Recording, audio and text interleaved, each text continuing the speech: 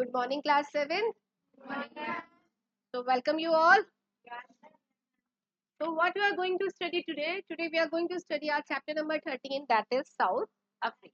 क्या करने वाले आज हम साउथ अफ्रीका जाने वाले, ठीक है। तो आज हम साउथ अफ्रीका के बारे में पढ़ेंगे। साउथ अफ्रीका वैसे है क्या? ओशन है, कॉन्टिनेंट क्या है? कॉन्टिनेंट है। तो हम बात करेंगे साउथ अफ्रीका की। अफ्रीका में जो हमारा लास्ट सदर्न मोस्ट पॉइंट है उसको हमने क्या नाम दिया? South Africa. उसी के बारे में बात करने वाले, ठीक है। इसमें हम पढ़ेंगे in this chapter we will study about where it is located in the map. Map के अंदर ही कहाँ है आपको लोकेट करना आना चाहिए कि साउथ अफ्रीका है कहाँ।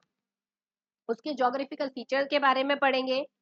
साउथ अफ्रीका के climate, rainfall, soil, forest, landform, सबके बारे में हम इस चैप्टर में स्टडी करेंगे। Okay, now first we will do the key terms.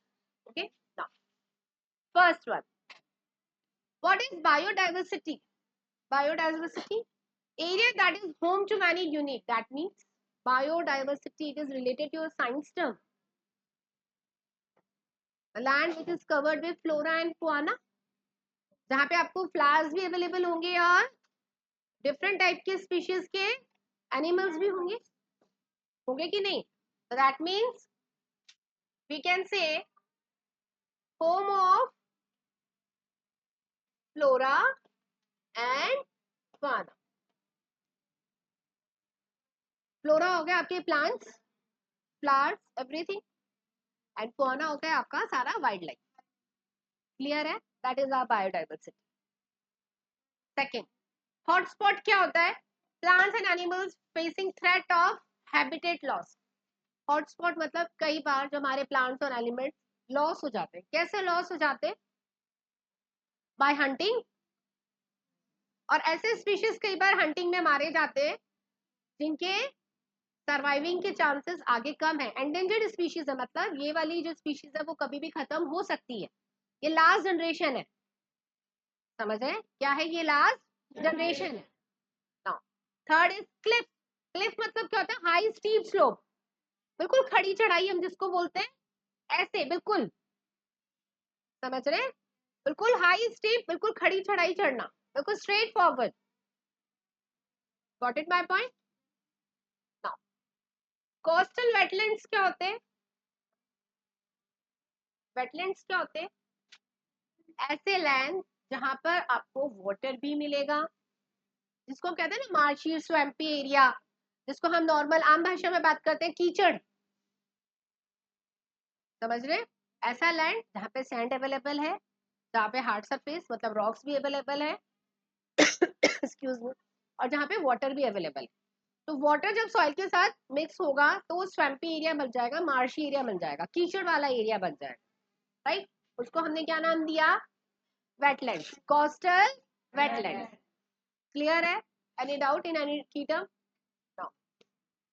Colonisation. Colonisation का मतलब होता है when one country take over the another country. जैसे हमारे इंडिया में हुआ था around 200, more than 200 years Britishers ने हमारे यहाँ पे कंट्रोल किया। क्यों? हमारे यहाँ पे कोई प्रेसिडेंट, प्राइम मिनिस्टर, हम कहीं कोई गवर्नमेंट नहीं थी, तो हमारे पर राज्य किसने किया? टेक ओवर किसने किया? हमें ब्रिटिशर्स ने, ब्रिटिश एम्पायर ने। तो ब्रिटिशर्स ने हम इंडियंस को क्या कर लिया? कॉलोनाइज कर लिया। What they had done? Colonise कर लिया। तो जब ऐसे कोई वन कंट्री दूसरी कंट्री को टेक ओवर कर लेती है उसको हम क्या बोलते हैं? कॉलोनाइजेशन। क्या कहते हैं? क्लियर है? Any doubt? then I have a doubt, I will ask you.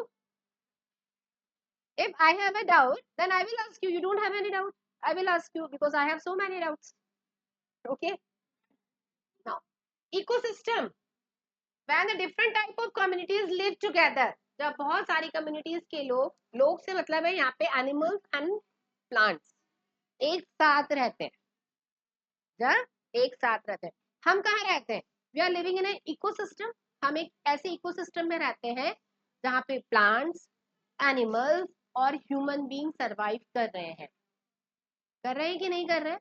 Right, we all are surviving all together. देखिए, communities of living things and their environments working together as a balanced and the connected system. हम एक दूसरे से connected हैं। Human क्या करता है? Animal को मार के खाता है। एनिमल क्या करता है? अपनी नीड को फुलफिल करने के लिए एनिमल को मार के खाता है। समझ रहे हैं बात? एक ये साइकिल है। आपने पढ़ी होगी फूड चेन, पढ़ी है कि नहीं? तो ये फूड चेन बहुत ज्यादा जरूरी है हमारे इकोसिस्टम को बैलेंस करने के लिए। क्लियर ना? रॉकी शोर्स क्या होते हैं? ऐसे सी एरियाज जहां पर चारों तरफ पहाड़ ही पहाड़ है। समझ रहे हैं? उसको कहते हैं रॉकी शोर्स। क्या बोलेंगे? ना। Now we will start our chapter. South Africa's location at the southern tip of Africa make it important gateway for trade between the Atlantic and the Indian Ocean. देखिए, आप अपने बुक के अंदर देखिएगा। Look at your book. Where is the South Africa? It is the South Africa. It is between the Atlantic and the Indian Ocean. It is between the Atlantic and the Indian Ocean. It is an important location to encourage trade between different parts of the world. ऐसा कहा जाता है कि ऐसा माना जाता है कि साउथ अफ्रीका एक ऐसे लोकेशन पे है, हम कहते हैं सेंटर पार्ट में है। ऐसा क्यों? कि ये चारों तरफ से सब जगह से ट्रेड कर पाता है शिपिंग के थ्रू। देखिए कैसे, इधर भी पानी है, इधर भी पानी है। फिर ये चाहे तो नीचे की तरफ भी कर सकता है, और इधर जो पूरा अगर हम ग्लोब घुमा के देखें तो इधर भी सी है, तो ये इधर भी ट्रेड कर सकता है। तो हम कहें कि it can do trade in all over the world because it is connected with each and every country through the ocean. चारों तरफ से कनेक्टेड है। आगे बात समझ में क्लियर है? अब मैं आपको आगे और मैप दिखाऊंगी, उससे और क्लियर हो जाए। समझ आ रही है कैसे ये ट्रेड कर रहा है? कौन बताएगा? Who will? कैसे ये ट्रेड कर रहा है? यस प्रतीक, टेल मी, कैसे ये ट्रेड कर रहा है?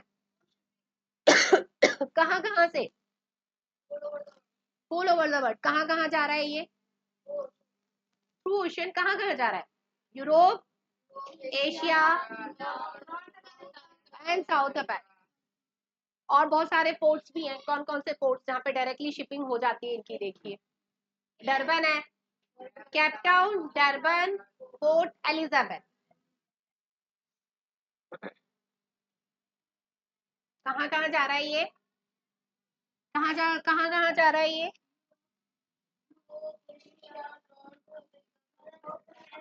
Europe. Speak all together all of you.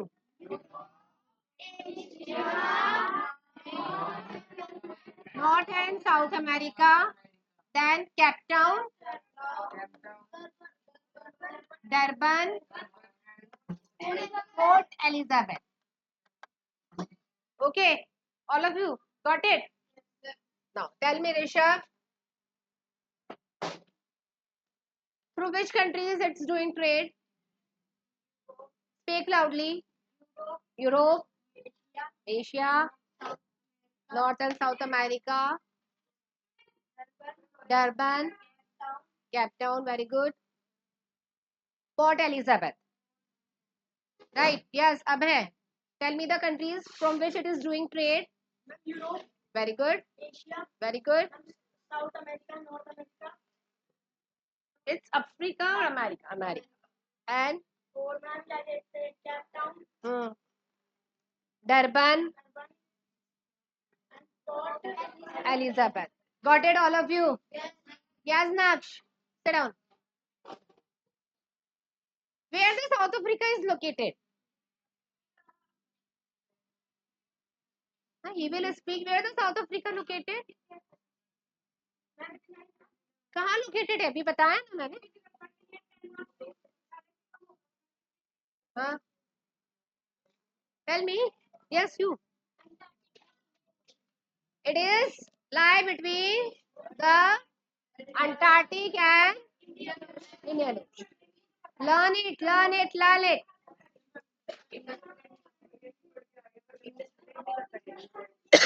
क्या नहीं करता? इंडिया से ट्रेड करता है, कम है थोड़ा, डायरेक्टली हमारे पास नहीं आता।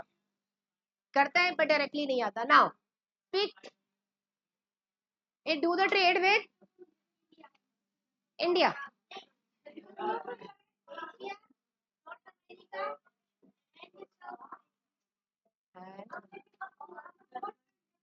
पोर्ट्स में कौन सा port?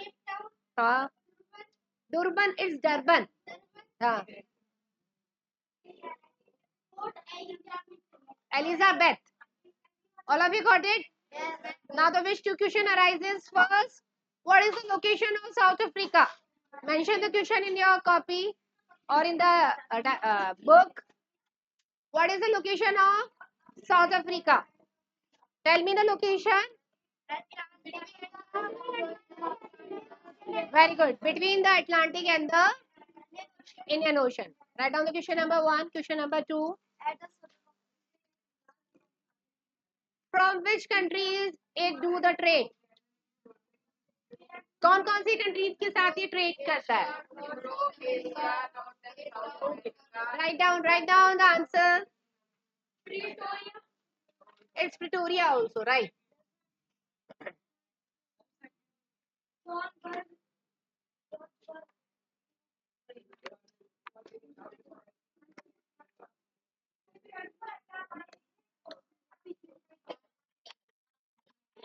Now, shall we continue? Okay. South Africa is a diverse and a vibrant country located at the southernmost tip of the Africa. देखिए, look at the here. Look at here, all of you. No. It is known for its rich history, culture diversity, and amazing landscape. South Africa is often referred to as the Rainbow Nation. What was the other name of South Africa? And why it is called Rainbow Nation? अभी हम पढ़ते हैं कि इसको Rainbow Nation क्यों बोला गया?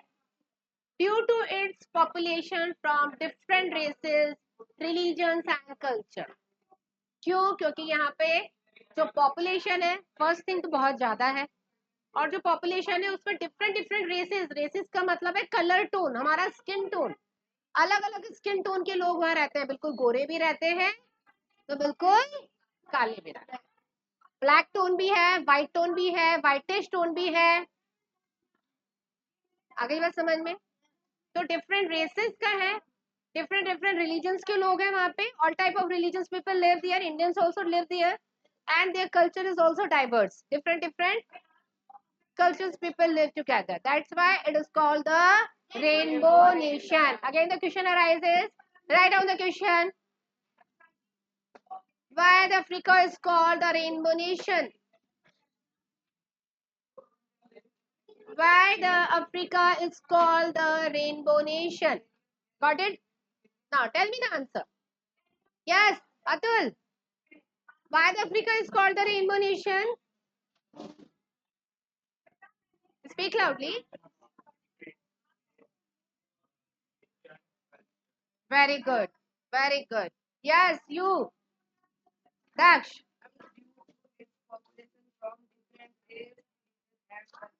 All of you got the answer. Yes, Rishabh.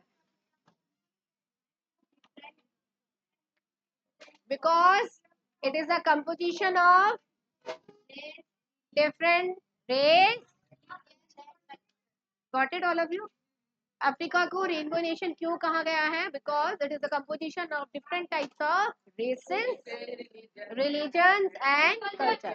सभी लोग सभी कलर के, सभी कल्चर को एंजॉय करने वाले, और क्या कहेंगे हम, सभी स्किन टोन के लोग एक साथ रहते हैं. क्लियर? सड़ा.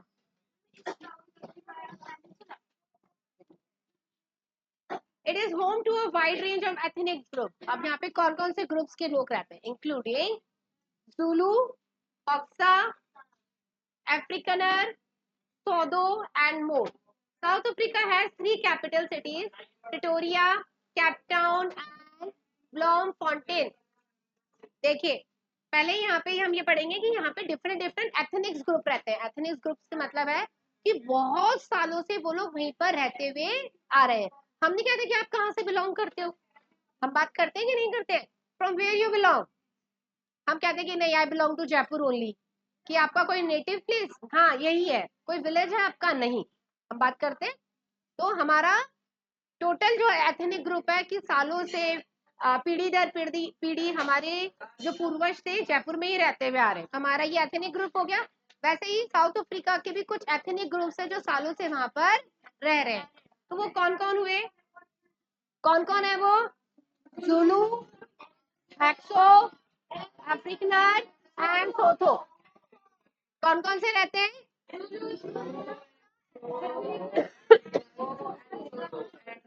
Stand up. कौन कौन से एथनिक ग्रुप्स रहते हैं यहाँ पे?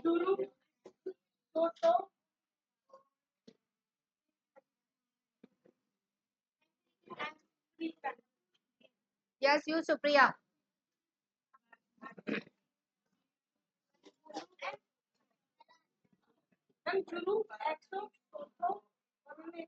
अफ्रीकनर। जाओ tell me. Yes you. Naksh. It's Xhosa नहीं है, it's Xhosa. X is silent here. हाँ, Sotho, right? What are the name of the ethnic groups?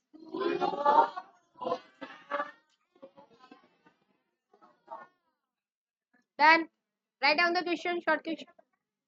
Name the ethnic groups of South Africa. Sit down, all of you. Write down the question. Name the ethnic groups. Name the ethnic groups of South Africa. Got it? Now, South Africa has 3 capitals. We have 1. We have 1. But the South Africa has 3. What are the 3 capitals? Bloemfontein. Bloemfontein. तो कौन कौन सी हुई?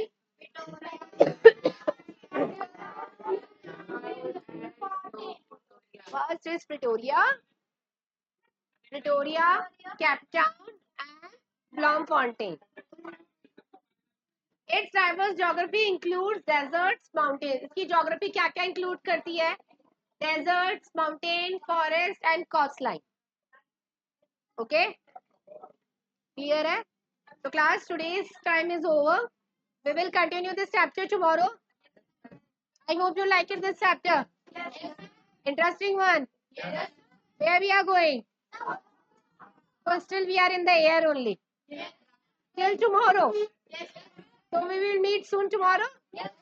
Okay.